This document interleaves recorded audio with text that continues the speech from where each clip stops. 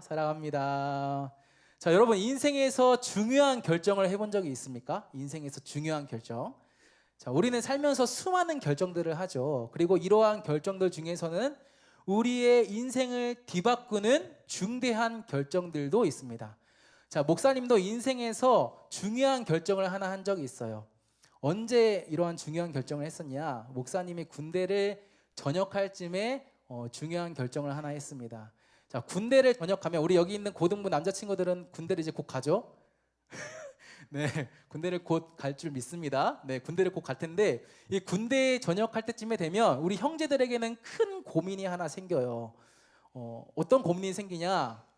야, 전역하고 뭐 하지? 전역하고 뭐 할까? 이러한 고민이 생깁니다. 군대에 있을 때만 해도 그냥 생각 없이 잘 지내는데 군대에 전역할 때쯤만 되면 이상하게 이 미래에 대한 걱정을 하기 시작해요. 목사님 같은 경우에는요, 군대를 조금 늦게 갔습니다. 보통은 이 군대는 대학교 1학년 때 많이 가죠. 뭐 1학년 입학할 때나 아니면 1학년 이제 끝나갈 때쯤에 이제 군대를 많이 가는데, 목사님은 군대를 언제 갔냐? 대학을 졸업하고 24살에 군대를 갔습니다. 굉장히 늦게 간 거예요. 네, 24살에 간 건 늦게 간 건데, 자, 목사님이 그러다 보니까 전역할 때쯤에는 나이가 몇 살이 됐을까요? 26살이 됐어요. 목사님이 공군을 나왔습니다. 생긴 거는 되게 해병대 같이 생겼는데, 네, 공군을 나왔어요. 그래서 목사님이 2년 복무하고 딱 이제 군대 전역할 때쯤 되니까 26살이 됐어요. 자, 그러니까 목사님도 갑자기 미래에 대한 걱정이 들기 시작하는 거야. 자, 사실 목사님은요, 나름의 그런 계획들을 가지고 있었습니다. 목사님의 계획은 무엇이었냐? 목사님이 처음 말하는 건데, 목사님은 선교사가 되는 거였어요. 선교사가 되는 게 목사님의 계획이었습니다. 그래서 목사님은 군대를 전역하면 나는 선교사가 될 거야 라고 생각만 했어요. 생각만 했는데 막상 전역할 때쯤이 되니까 눈앞에 현실이 있는 거예요. 눈앞에 현실이 있는 거야. 뭘 어떻게 해야 될지도 모르겠고, 지금 내가 선교사로 내가 가겠다라고 했는데 이게 맞는 건지도 모르겠고, 목사님의 계획이 흔들리기 시작했습니다. 자, 그러다가 목사님이 너무 불안해서 군대에 말뚝을 박을 생각을 합니다. 너무 불안하니까 내가 이게 맞는 건지 모르니까 틀릴 수도 있으니까 너무 불안해서 군대에 말뚝 박을 생각을 해요. 말뚝을 박았을까요? 안 박았을까요? 안 박았어요. 박았으면 여기 없었겠죠. 네, 말뚝을 박지는 않았습니다. 하여튼 말뚝을 안 박고 고민을 엄청 하다가 어떻게 하냐? 결국에는 신학교에 들어가기로 결정을 해요. 그리고 전역을 하고 공부를 열심히 해서 신학교에 들어가게 됩니다. 물론 이제 신학교에 들어가기까지도 그 과정 속에서 여러 가지 이야기들이 있지만 목사님은 다 이야기할 수는 없고, 어쨌든 목사님이 군대를 전역할 때쯤에 이제 신학교에 들어가기로 결정을 하고 신학교에 들어가서 열심히 공부하고 졸업하고 지금까지 사역을 계속해서 하고 있어요.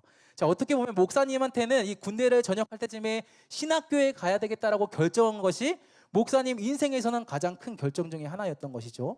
자, 아마도 여러분 중에서도 목사님처럼 나름대로 중요한 결정을 해본 친구들이 있을 거예요. 아니면 뭐 중요한 결정을 앞두고 있는 친구들도 있겠죠. 어떤 친구들은 내가 앞으로 무엇을 해야 하나? 내 꿈이나 진로에 대해서 고민하고 결정하는 친구들도 있을 것 같아요. 또 어떤 친구들은 뭐 내가 꿈이나 진로 같은 대단한 결정은 아니지만 오늘 뭐 할까? 오늘 뭐 먹을까? 이러한 사소한 어떤 고민과 결정을 하는 친구들도 있겠죠. 이렇게 우리는 살아가는 인생 속에서 선택하고 결정할 것들이 참 많다는 거예요. 그리고 이러한 선택과 결정은 우리의 삶에서 크고 작은 영향들을 미치기도 하죠. 자, 오늘 본문에서도 우리는 선택의 순간에서 어떠한 중요한 결정을 했던 인물들을 보게 됩니다. 어떤 인물들이냐? 그들은 바로 다니엘과 세 친구들이었어요.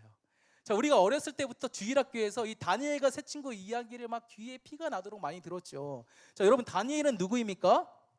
다니엘에 대해 잠깐 소개하자면, 다니엘은 남유다 사람으로 이 바벨론의 포로로 끌려왔던 사람들 중에서 한 명이었어요.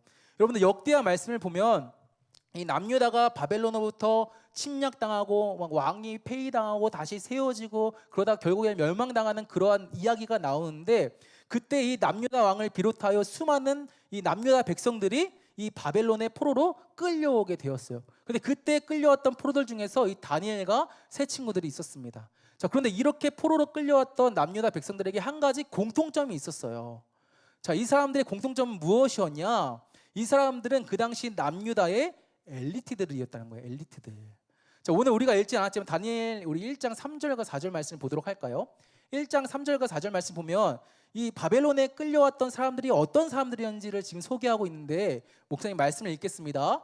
왕이 환관장 아스브나스에게 말하여 이스라엘 자손 중에서 왕족과 귀족 몇 사람, 곧 흠이 없고 용모가 아름다우며 모든 지혜를 통찰하며 지식에 통달하며 학문에 익숙하여 왕궁에 설 만한 소년을 데려오라 라고 지금 바벨론 왕이 말하고 있죠. 다시 말해 이 바벨론에 끌려왔던 포로들은 단순한 포로들이 아니라 남유다의 엘리트들이었고, 바벨론을 위해, 바벨론 왕을 위해 봉사하도록 데려온 사람들이었다라는 거예요. 그러니까 다니엘과 세 친구들도 이렇게 바벨론에 끌려온 포로들 중에서 한 명이었다는 것이죠. 자, 그래서 다니엘 1장 5절을 보면 이렇게 바벨론의 포로로 끌려온 다니엘과 세 친구들에게 왕이 한 가지를 명령하는데요. 무엇을 명령하냐? 왕의 음식과 포도주를 먹으라고 명령합니다. 무엇을 먹으라고 명령했다고? 왕의 음식과 포도주를 먹으라고 명령했다라는 거예요. 자, 왜 이러한 명령을 했을까요? 왜 포로로 끌고 왔던 이 사람들에게 왜 왕의 음식과 포도주를 먹으라고 했을까요? 자, 여기에는 한 가지 의미가 있습니다. 어떤 의미냐? 내가 너희를 보살피겠다라는 의미예요. 내가 너희를 보살피겠다. 내가 너희에게 먹을 것을 줄 거야. 내가 너희의 안정과 성공을 보장할게. 내가 너희들에게 먹을 것을 주고 너희들의 안정과 성공을 보장할 테니까 너희들은 나를 섬기고 나를 위해 살아라. 이런 의미였다라는 거예요. 자, 그렇게 해서 그들이 왕 아래에서 왕의 진미를 먹으면서 왕을 모시도록 했다라는 것이죠. 이것이 다니엘과 세 친구들이 마주했던 상황이었어요. 자, 그렇다면 이제 다니엘과 세 친구들이 할 수 있는 행동은 무엇입니까? 나라가 망해버렸어요. 자, 바벨론의 포로로 끌려왔어요. 자, 그런데 왕이 자기 음식과 포도주를 먹으래요. 내가 너희의 안정과 성공을 보장하겠대요. 자, 이러한 상황에서 다니엘과 세 친구들이 할 수 있는 행동은 뭐예요? 당연히 왕의 음식과 포도주를 먹는 것이죠. 그렇죠? 지금 내가 하고 싶은 대로 할 수 있는 상황이에요? 아니에요? 아니에요. 내가 하고 싶은 대로 할 수 있는 상황이 아니에요. 심지어 명령을 내린 사람이 누구입니까? 일반인입니까? 아니죠. 바벨론의 왕이 명령을 내렸어요.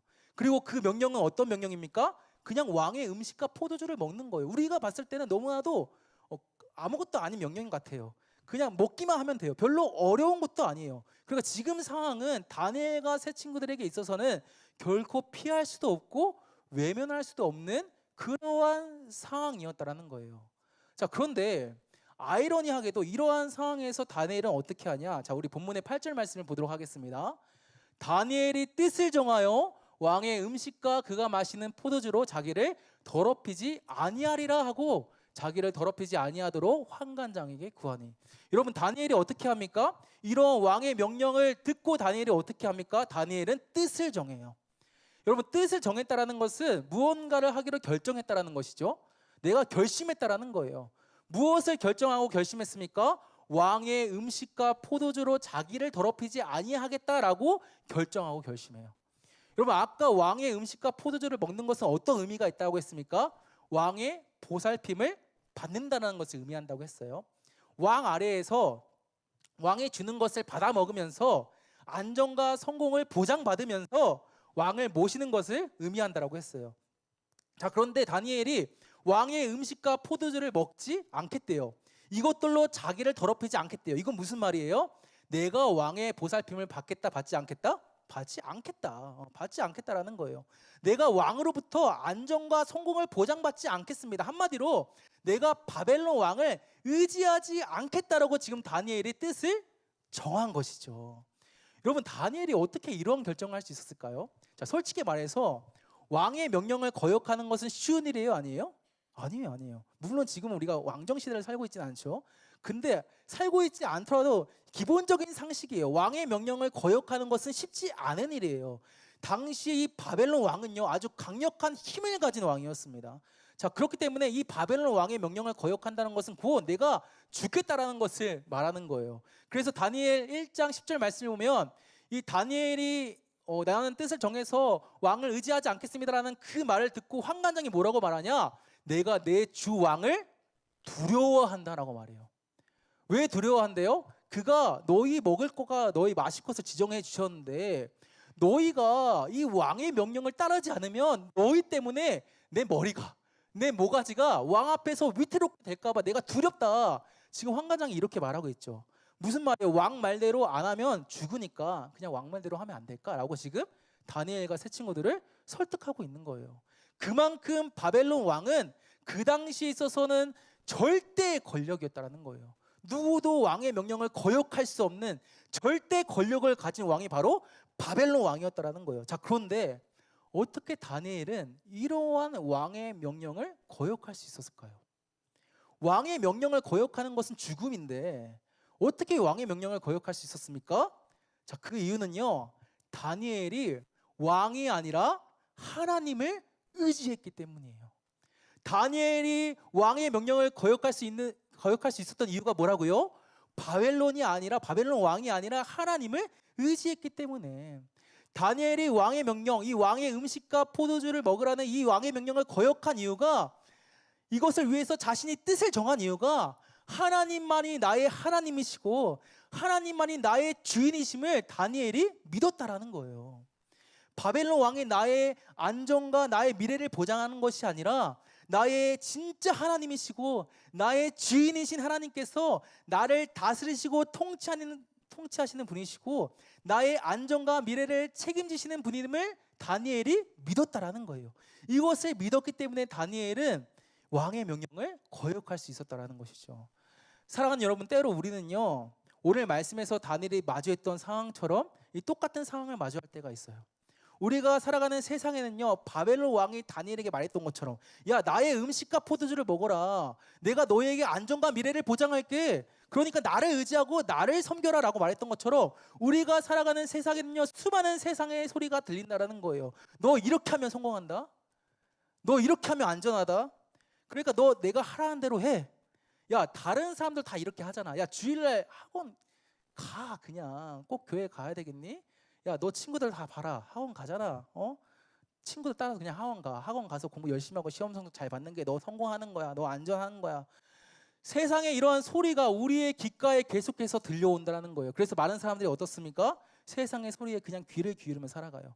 남들이 다 똑같이 하니까, 남들이 다 왕의 음식과 포도주를 먹으니까 그냥 남들과 똑같이 세상의 방식과 방법을 따라한다라는 거예요. 세상의 방식과 방법을 의지한다라는 것이죠. 그렇게 하지 않으면 어떻게 되니까? 뒤처질 것 같으니까. 그렇게 하지 않으면 망할 것 같으니까 세상을 의지한다라는 것이죠. 자, 그런데 오늘 본문에서 다니엘과 세 친구는요, 결코 세상의 방식과 방법을 따라가지 않았습니다. 다니엘과 세 친구들은요, 왕의 명령에도 불구하고 그 명령을 어떻게 해요? 저항했어요. 그리고 뜻을 정했어요. 내가 하나님만 의지하겠다. 내가 하나님만 따라가겠다. 결심했어요.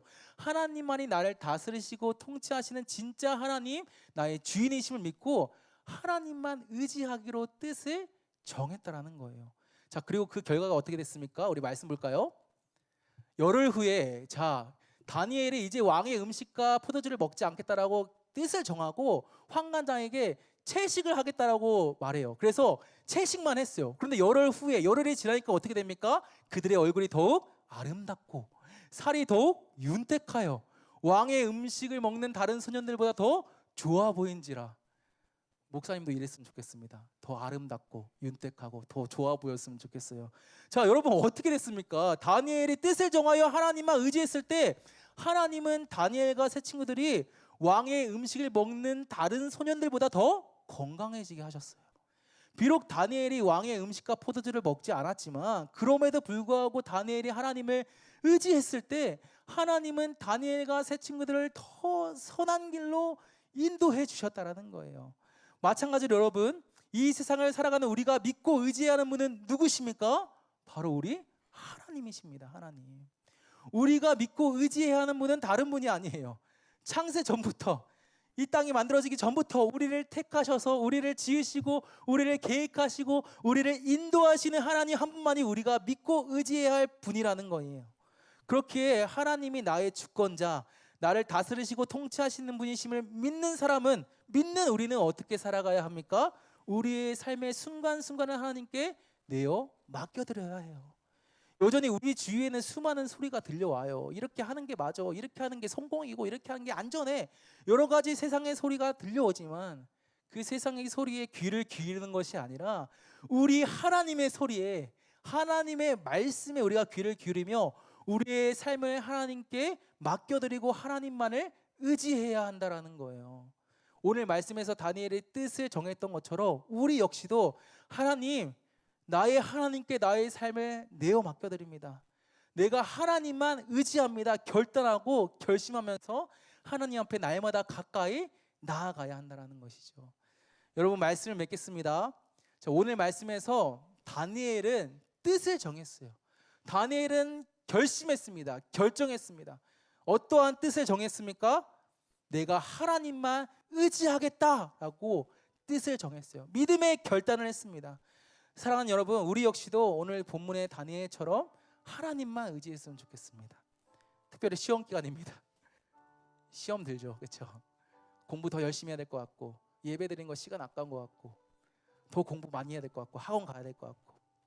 하지만 여러분, 시험은 중요하고 공부하는 거 중요하고 성적 중요하지만 이 공부가, 이 시험이 우리의 인생을 책임져 주진 않아요. 우리의 인생을 책임져 주시는 분은 우리 하나님이세요. 창세 전부터 우리를 택하시고 우리를 지으시고 우리를 인도하시는 하나님이 우리의 인생을 책임져 주신다는 거예요.